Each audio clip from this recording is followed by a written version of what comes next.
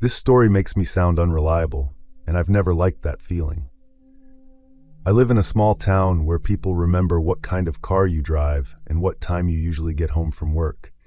And once something strange gets attached to your name, it doesn't really wash off. Back when this happened, I was 32, living alone in a rental. I worked at a packaging warehouse, and my life was steady in a way that probably sounds dull. I didn't go out much in the winter. It gets dark early here, and the cold settles into the walls, especially in older houses like mine. The house, one floor, low ceilings, narrow hallway that led from the living room to two small bedrooms and a bathroom. The kitchen sat off to the side with a back door that opened into a yard that didn't have a proper fence. I always meant to fix that.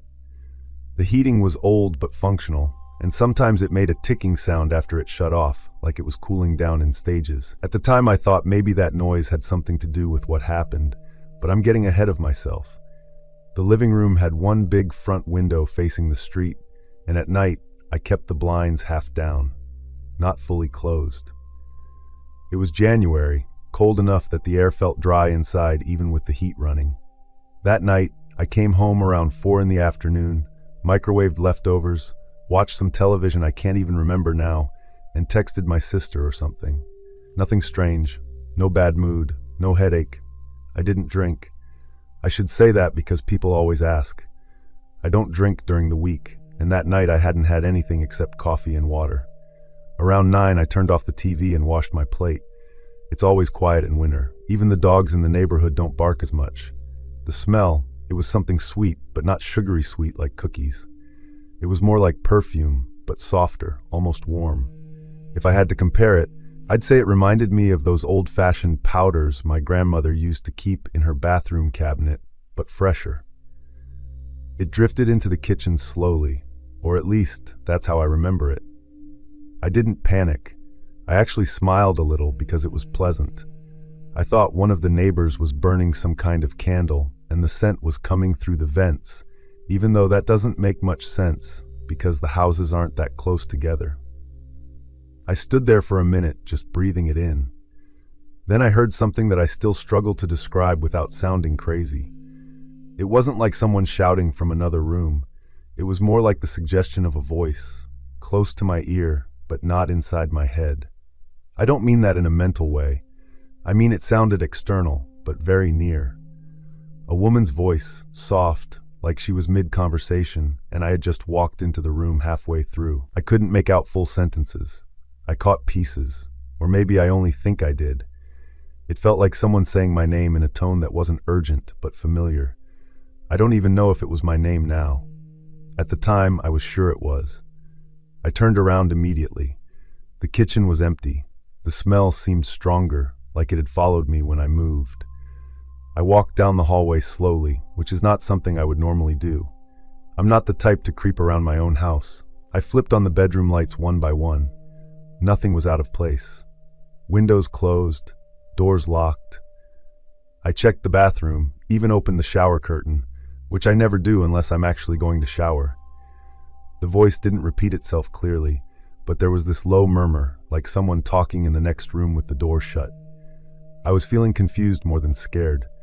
I kept thinking there had to be a practical explanation. Maybe the TV had turned itself back on. Maybe my phone was playing something. I checked both, TV off, phone silent on the coffee table. The smell was everywhere by then. It filled the living room in a way that felt deliberate, which I know sounds like I'm assigning intention to it, and I'm not trying to. I just mean it wasn't faint anymore. It was strong enough that I could almost taste it. The next part is where things stop lining up in a way that makes sense. I remember grabbing my car keys from the small dish by the door. I remember thinking that I needed to step outside and get some fresh air. That's all. I didn't feel compelled. I didn't feel forced. I just felt like the air inside the house was too thick. I put on my coat. I didn't put on gloves, which is odd because it was below freezing, and I'm usually careful about that. I don't remember locking the door behind me, but apparently I did because when my sister checked later, it was locked. After that, there is nothing. No memory of walking to my car, no memory of starting it, no memory of driving. It's not blurry, it's just absent. like a section of tape that was cut cleanly out. The next thing I remember is opening my eyes and seeing trees through my windshield. It was still dark, but the angle of the streetlights was different. My car was parked on the shoulder of Route 17, right where the highway curves near the woods. The engine was off. The keys were in the ignition but turned back. My seatbelt was still on. I was slumped slightly to the side, and my first clear sensation was the cold. The inside of the car felt like a freezer.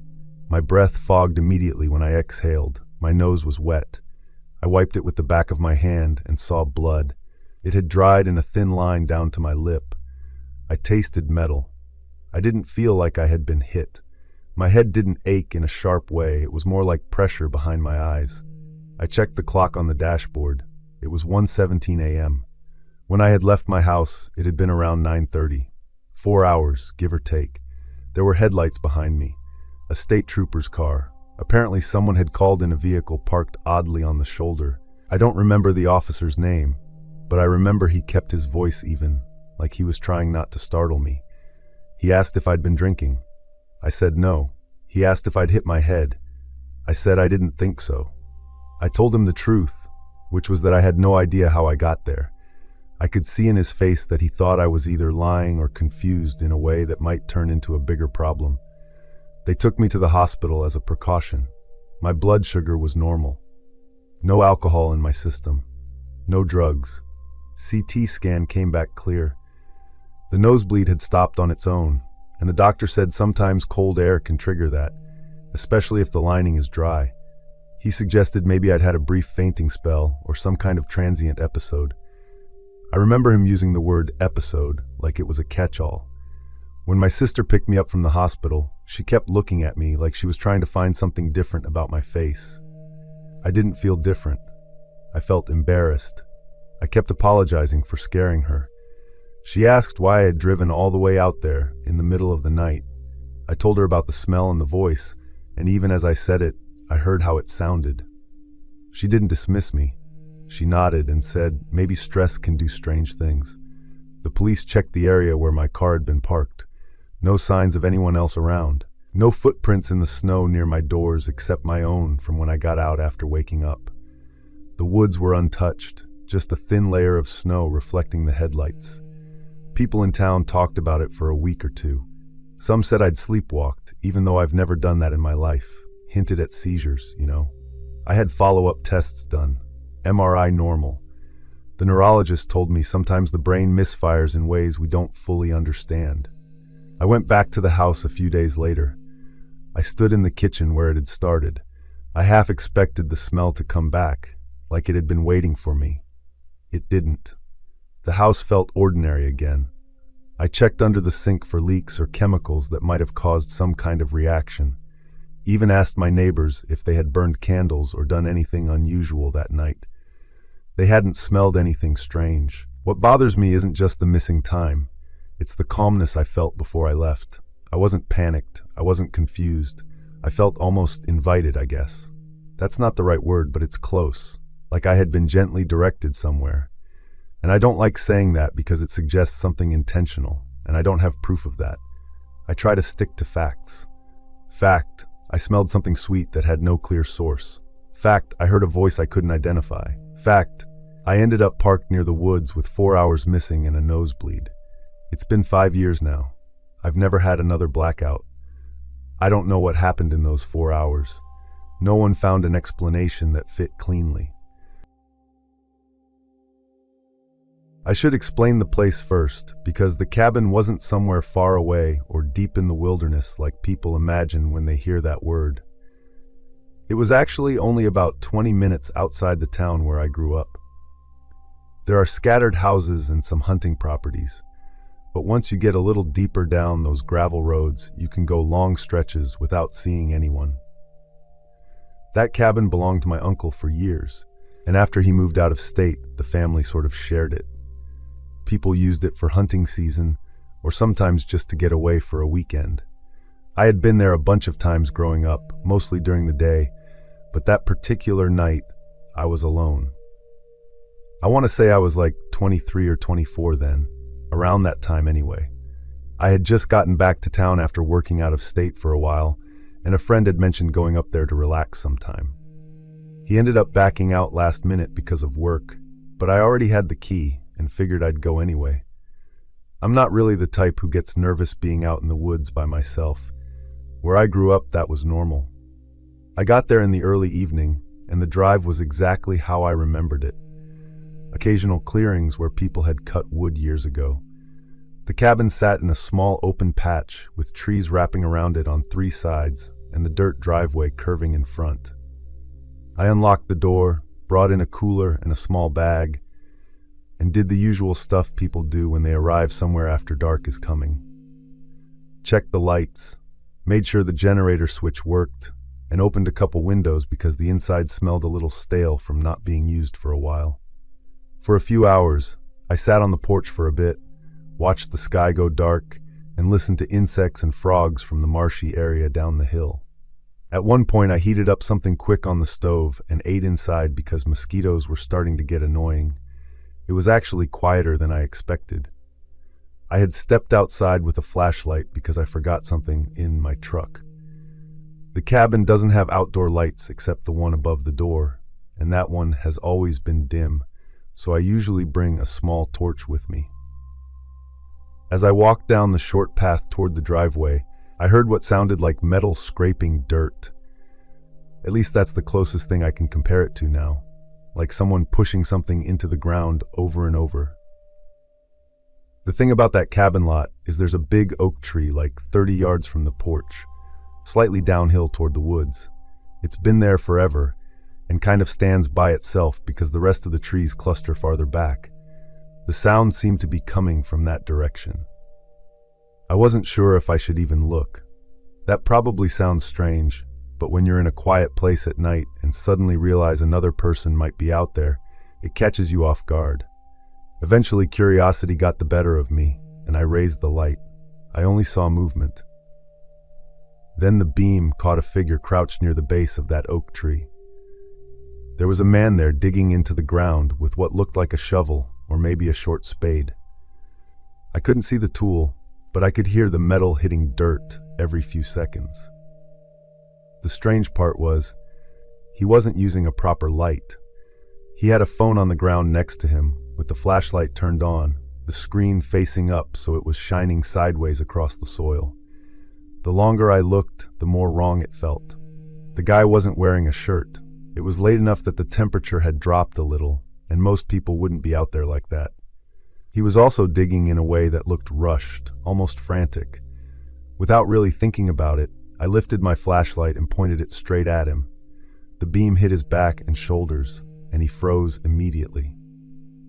The sudden movement made the phone on the ground shift and cast this weird sideways shadow across the hole he had been digging. I remember seeing how pale his skin looked in the light, but also that his hands and forearms looked darker, like they were covered in dirt, or something else. It's hard to say now because everything happened quickly, but there was definitely something smeared across his hands. I realized he knew someone was there. Then he ran. It was sudden and fast, straight into the darker tree line behind the oak. He didn't even grab the phone at first. I actually remember the phone light staying on the ground for a moment after he disappeared, still shining across the dirt. A couple seconds later, he rushed back, snatched it up, and vanished into the woods again. The entire thing probably lasted less than 10 seconds. My brain kept trying to figure out what I had just seen. One thing I did notice clearly when the light hit him was that his hands looked wet or darkened in patches. At the time, I thought it might be blood, though I can't say that with certainty. It could have been mud, but something about it didn't look like normal dirt. After a while, I slowly walked toward the tree. Part of me was telling myself not to do that, but curiosity kept pushing me forward. The ground near the base of the oak had been disturbed pretty heavily. There was a long hole in the dirt, bigger than I first thought when I saw it from a distance. Up close, it looked roughly the length of a person lying down, maybe a little longer, and narrow enough that the comparison crept into my mind whether I wanted it to or not. The soil around it was piled in loose clumps like someone had been working quickly.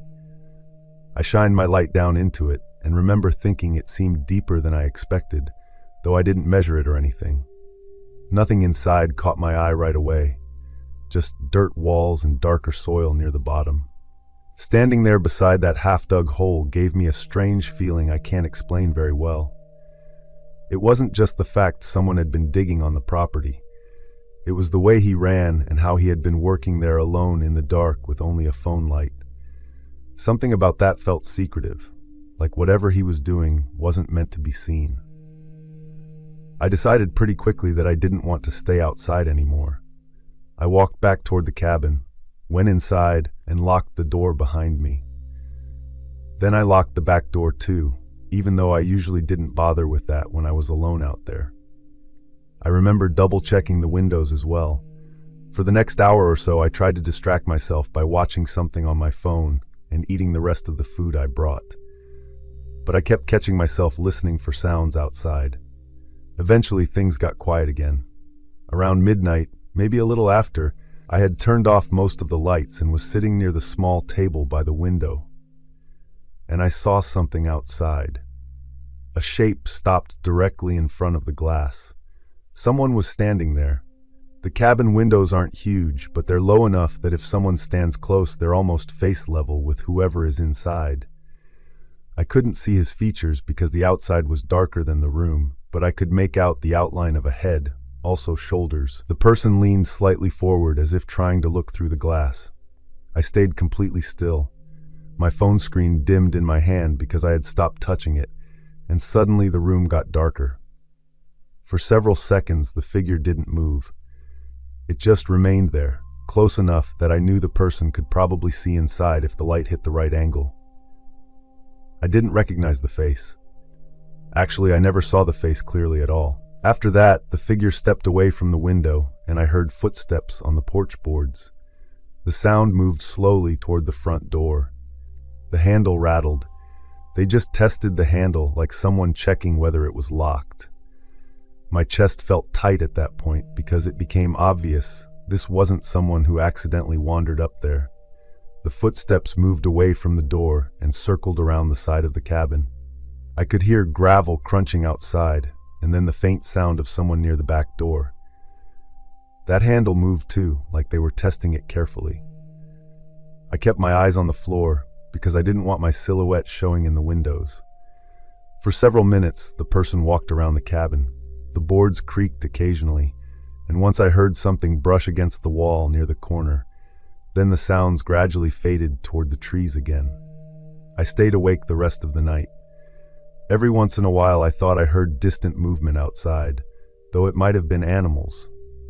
When morning finally started to lighten the windows, I felt relieved enough to start packing my things.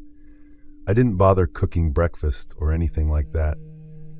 Before driving away, I walked over to the oak tree again. The hole was still there. It looked mostly the same as the night before, though some loose dirt had been pushed partially back into it, like someone had started filling it and then stopped. The shape was uneven, almost like whoever did it had given up halfway through. I shined my flashlight inside again, even though daylight was coming through the trees by then. Nothing inside caught my attention, just disturbed ground.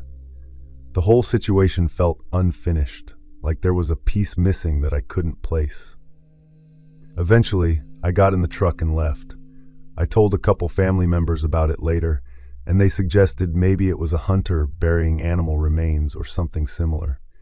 But that explanation never quite sat right with me, mostly because of how he acted when the light hit him and how he came back to the cabin after midnight. I was 16 when all of this happened, and my sister Alina was younger, so there's an age gap there that probably matters in how I remember it. We were living in a 2-story house. My dad worked and my mom stayed home most of the time, though she did tailoring work for neighbors. We had been in that house for about 3 years by then, and nothing dramatic had ever happened before this. It wasn't old in a haunted-looking way or anything like that. Just beige walls, tiled floors downstairs, 3 bedrooms upstairs, a hallway.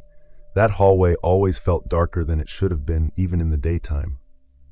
I'm not saying that because of what happened later. I remember thinking that about the hallway long before. Dad left at 6:30 every morning and came back around 5. Mom would make breakfast, then clean or sew, and I'd walk Alina to the bus stop before catching mine from the next corner. Alina was small for her age and quiet.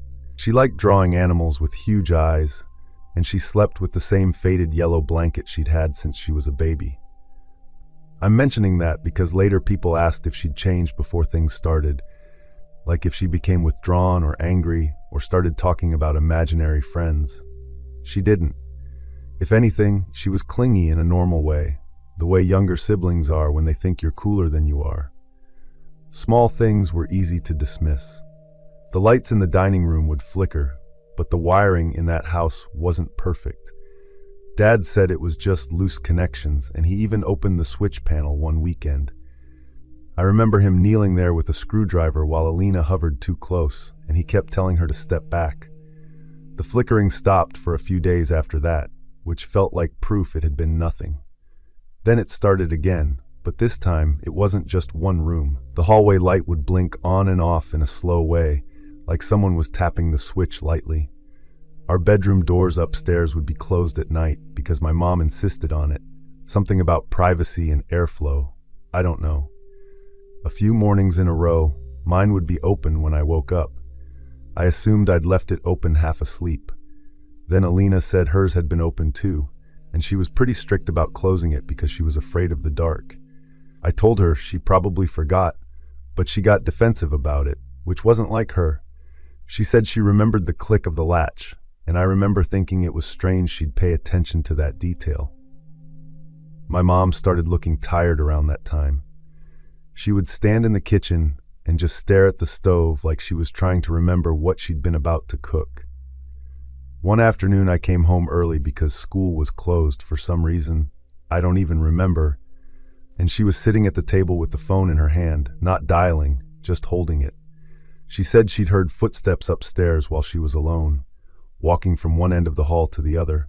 She'd gone up to check, and nothing was out of place. Windows closed, no sign anyone had been there. Dad didn't like that kind of talk. He'd say houses make noises, wood expands, pipes shift. He was practical, and I think he felt like admitting something else might be happening would mean he'd failed to keep us safe.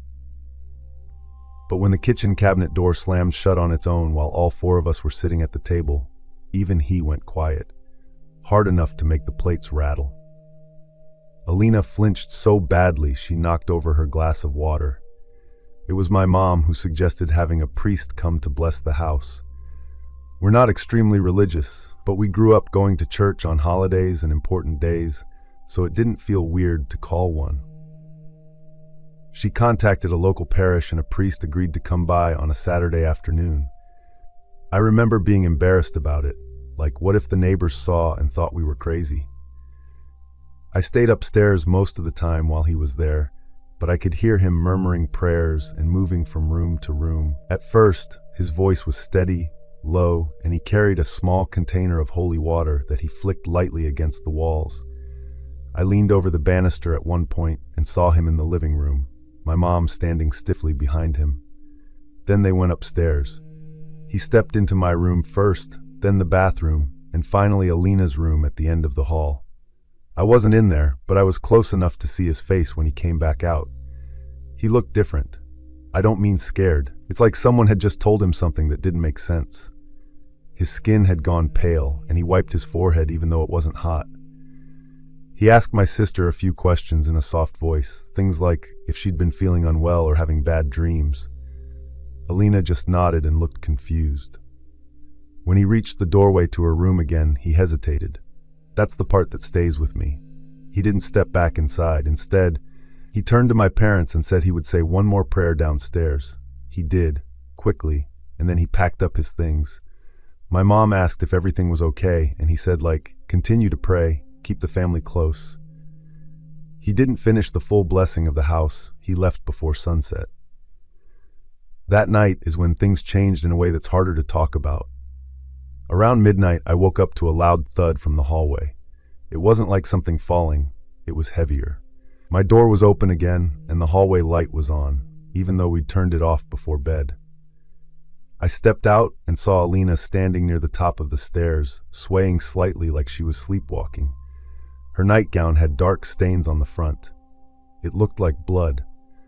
I rushed to her and grabbed her shoulders, asking if she was hurt. She blinked at me slowly like she was trying to focus. When my mom came running up behind me, she gasped and pulled Alina into the bathroom. We checked her arms, her legs, her scalp.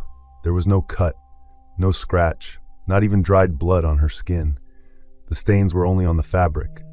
Dad checked the stairs, the hallway, the bathroom floor, thinking she'd fallen and hit something, but there was nothing. No source. I remember my hands shaking as I held the edge of the sink. I keep thinking maybe I missed something obvious, like maybe she'd had a nosebleed and wiped it away, but there was no blood on her face. And the stains were lower, across her chest and stomach. We took her to the hospital anyway because she started complaining of stomach pain. By the time we got there, she was feverish and quiet. They kept her overnight for observation. My parents stayed with her, and I went back with my uncle who had come to help. I went upstairs to grab some clothes for my mom the next morning. Alina's room felt colder than the rest of the house. I know that sounds like I'm adding atmosphere, but I'm not. The window was closed. The air felt still. Her bed was unmade from the night before, the yellow blanket half on the floor. I stepped inside, and that's when I saw it. There was something sitting on the edge of her bed. It looked like a woman, but distorted, like her face had been stretched in uneven directions. The mouth seemed wide, and the eyes didn't line up properly. Like it was slightly blurred, but I knew it wasn't a shadow. It was darker than the room, but also somehow separate from it. I froze. It turned its head toward me. The movement wasn't natural. It's like a video played at the wrong speed. I was feeling this deep, heavy pressure in my chest. Then it was gone. I even stepped closer to the bed, like maybe I could catch it doing something again. Eventually, I grabbed the clothes I came for and left the room, shutting the door behind me harder than I meant to. Alina was discharged 2 days later. The doctor said her fever had broken, and they couldn't find anything seriously wrong. She seemed tired, but otherwise normal for about a week. Then she got sick again. This time it was worse. She woke up screaming about someone sitting on her bed. She said a woman was watching her sleep. My parents exchanged a look. They creeped me out. She developed bruises on her arms that doctors said might be from bumping into things, but they were in places that didn't make sense. I don't want to overstate that. They were clustered in a way that felt deliberate. My parents started looking for another house almost immediately. They didn't talk about it openly, but I could hear late-night conversations through the thin walls. We moved out within months. It felt rushed. We left some furniture behind because we couldn't sell it in time. Alina improved after we moved. Gradually. The fevers stopped. She slept through the night again. The bruises faded and didn't come back in that pattern. We didn't talk about the distorted woman. I tried once and my mom told me not to fill my head with things that weren't helpful. Dad said stress can make you see things. I've gone back past that old house a few times over the years. It's still standing, but no one lives there. The yard is overgrown. Windows boarded up now. I don't know if that's because of what happened or just because the market is bad. I try not to make it into something symbolic. Houses get abandoned all the time. Alina is in her late 20s now. She doesn't remember much about that year, just that she felt watched a lot. Sometimes she jokes about being the haunted child of the family, but it's light, like she's testing how serious it really was. The priest's face, you know, when he stepped out of her room. The way he didn't finish, I replay that more than the figure itself, because it feels more grounded, more real. A grown man deciding not to continue. Whatever was in that house, if it was something at all and not our minds playing tricks on us, seemed angry after that day. I don't have an explanation for the blood on her clothes or the thing I saw.